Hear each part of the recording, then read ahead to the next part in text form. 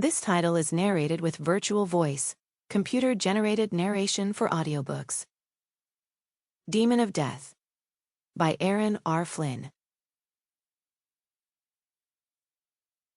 Note to the reader. For those of you who don't know my books, I have a series called The Enchanter. One of the original ideas when I started that series was he would find a version of his soul in another dimension, sort of a comment on no matter how screwed up our families are, we're not as alone as we feel. The plan was for Soraya to interact in that series, become a reoccurring ally, until the CW started doing every friggin' show with interdimensional buddies, and just about every crossover there can be.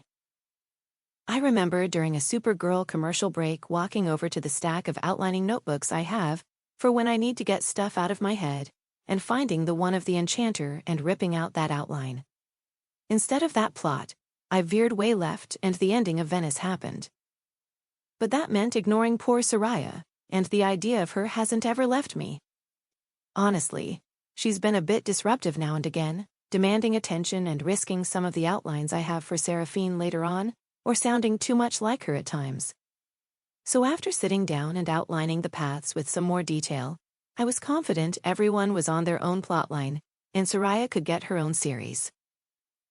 There is some crossover in this book with the Enchanter to set it up, and honestly how the whole concept came about, but there won't be any interdimensional travel.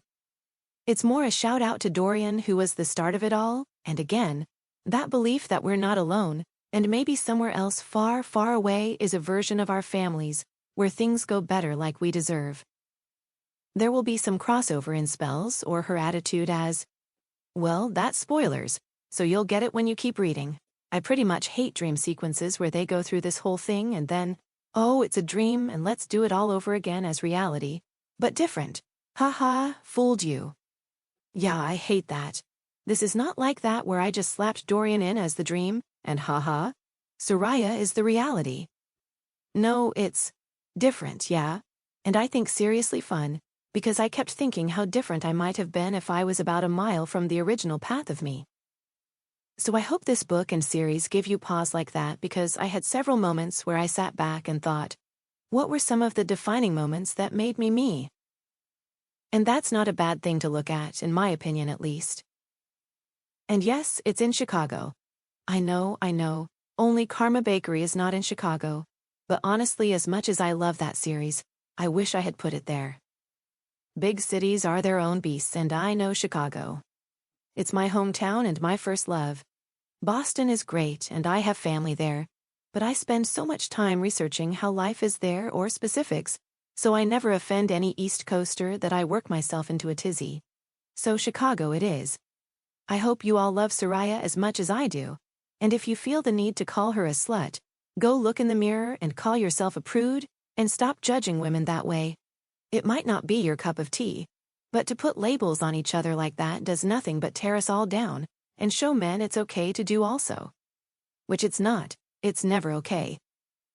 All my love, Erin. 1. I snuggled down on my lush sofa, and tapped the right charm in the line of them I kept on the end table, as most people did their TV remotes. That sort of technology wasn't needed when one had magic. Plus, this wasn't something people could find on any channel or streaming service. Viewing into other dimensions was a bit more complicated than plugging in some cables. I doubted anyone else had figured out how or had the power to.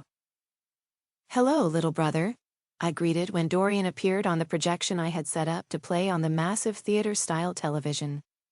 As much as technology made me leery, even I had to admit some of the marvels that had been developed for viewing any of the dimensions I kept watch on were much better this way than on the wall as I used to. I reached over and picked up my glass of wine, excitement thrumming through me as I watched him and his people line up for battle. It was more than that, as there was a healthy dose of family pride. Though he wasn't my brother, technically he was me, or how my soul had been born in that dimension. Obviously we weren't the same, as I was female and he was male, but the soul was the same. People tended to think of dimensions as they would other worlds.